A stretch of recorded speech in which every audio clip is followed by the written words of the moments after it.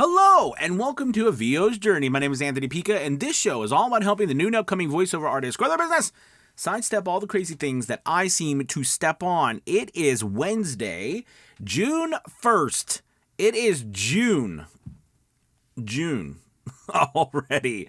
I hope you are having a great day, a good start of this month.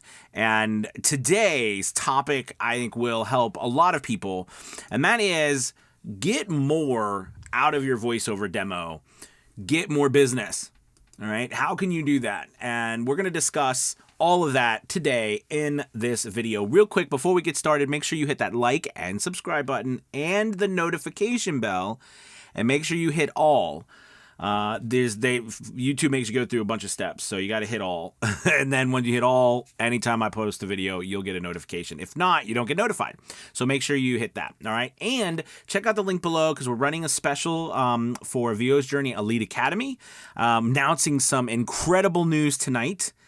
And at the Academy session at 8 p.m. So I'm thrilled to finally be launching this. I can't tell you because it's a surprise, but it's only for Academy members. But really excited that we're finally have been waiting forever to launch this, and we're finally getting ready to. So thrilled that. But anyways, there'll be a link below. We're offering the first month half off for the Academy to help you start and grow your business. Okay, so let's dive into this topic today. Get more out of your voiceover demo. So I work with a lot of voice actors, and always we're working on our craft. We're getting better as voice actors. Okay, very rarely do we ever, and I've said this a couple times, but very rarely do we ever work on how to attract work, how to close that deal, how to stand out. Okay, as an actor myself, when I was going through my training, when I had my master, my bachelor's degree and my master's degree, and I was then I was auditioning, and then I was with a couple different acting troupes, and I was touring when I was younger. We always worked on our craft, and that was how you got better. That was how we were told we get more work. Right, is to become a better performer, and there is truth in that. However, there's another piece that's not mentioned a lot, and I think that's because most people don't really know the answer to it, and that is, how do you stand out? Perfect example of this is, I used to also, as my career progressed, I was a casting director for a small theater, and we would go to different casting calls. We call them cattle calls. There were these big things, usually held at whether they were arenas or big colleges, and where just thousands of actors would come, and they would just go one in the door, out the other. Just constantly going in, auditioning. They'd get like a minute to 2 minutes. They would audition. Whether they would do a monologue or sing and dance or whatever, and they would go out and the next one would come in, and you have this panel of people who are looking to hire actors. Okay.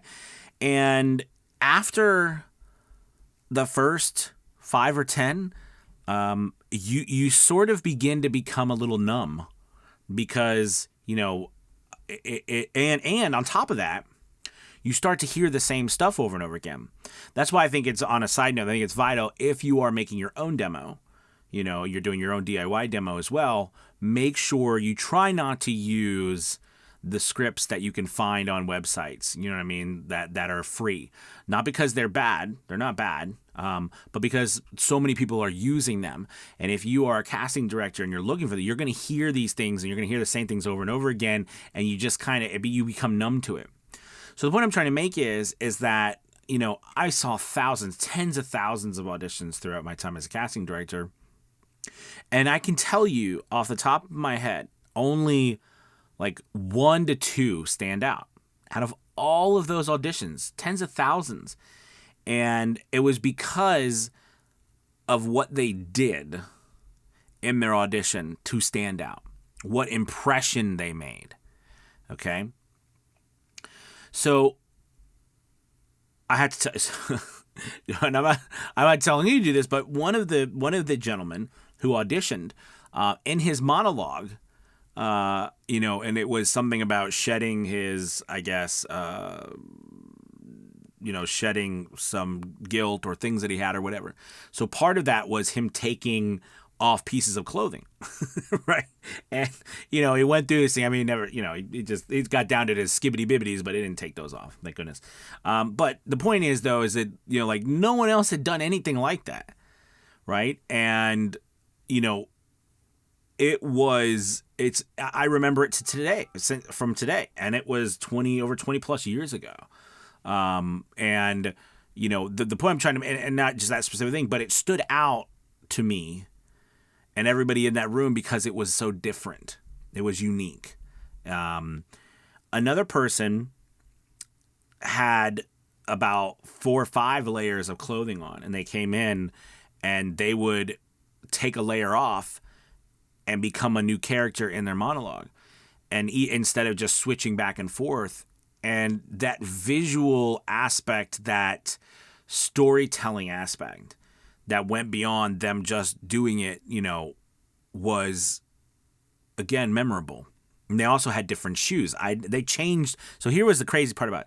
They changed their shoes. I'd never seen this in an audition, but during the audition, and mind you, this is in like a minute 15 seconds, 2 minutes max. I can't remember how long it was, but it was under 2 minutes. And they changed their shoes like 5 times. And that kind of stuff sticks out in your mind, right? You don't forget it. So applying that to what we do, okay, we clearly don't have the visual aspect, although we can do videos, all right? But I'm talking more about your demo itself. I hear a lot of demos that, and I hate to say it, for lack of a better word, are very generic, meaning that, you could put them next to 100 other demos and they would all sound very similar. Your voice, of course, is unique. Everybody's voice is unique. It is unique because you are only you. But most people with their demos don't explore that, all right? And on top of that, I think the most vital thing for you on your demo to stand out is you have to be able to tell a really good story. And I'm talking literally and figuratively. I'm talking about the words that you use in your demo, as well as the subtext or the story underneath the story you tell with your demo. All right. There's multiple layers of stories you tell with your demo, not just the words that you use and your spots that you have on there, but also how you say them. Okay. The acting part, but also what is the overall story you're telling with the theme of your demo, right? Like, what are the majority of the spots on your demo? Are they serious? Are they upbeat and fun? Are they funny? Are they, intimate? Are they luxurious? Are they salty? Are they grovelly? Are they authoritative? Are they guy or gal next door? Like, all of these different things that you have in your demo tells a story too. And the people who, and I've seen this working with thousands of voice actors now as well. And it's so interesting if you go and actually listen. I challenge you to do this. Go listen to demos on these websites and of the top performers or top people who are getting the most business. And you will find that the people who are doing that, their demos, literally and figuratively, are telling stories. They're not selling you products. They're telling you stories, like why you should do something, why we believe in what we believe. Simon Sinek, if you haven't watched the very famous TED Talk by Simon Sinek called "Start with Why," and it spawned a whole movement, and he used the idea of Apple, all right, and that Apple started with the why you would buy from Apple. And then after you start with a why, that's why you start with what we do and how we do it, right? But most of us start with what we do, how we do it, okay? Like in our demos, most of us just want to focus on, is the production good? Is the pacing good? And all of that stuff is vitally important. It is. But again, we're talking about how do you stand out amongst other people who are just as good or even a little bit better, quality or production wise or things like that. And it's through your storytelling. It's through the message you're sending while people listen to your demo. Now, in order to do this, okay, when you go to, especially if you're doing a DIY demo, you have to look at the spots that you're creating and make them about the why. Okay, make them about the story that's behind the brand or something, instead of, buy a ticket and get 30% off. It's like, it's more like, we fly to be free.